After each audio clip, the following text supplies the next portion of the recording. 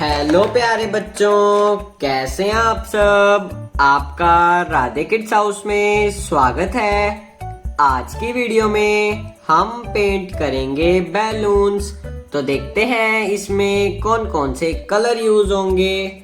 black colour, sky blue colour, red colour, orange colour, pink colour, light green colour, yellow colour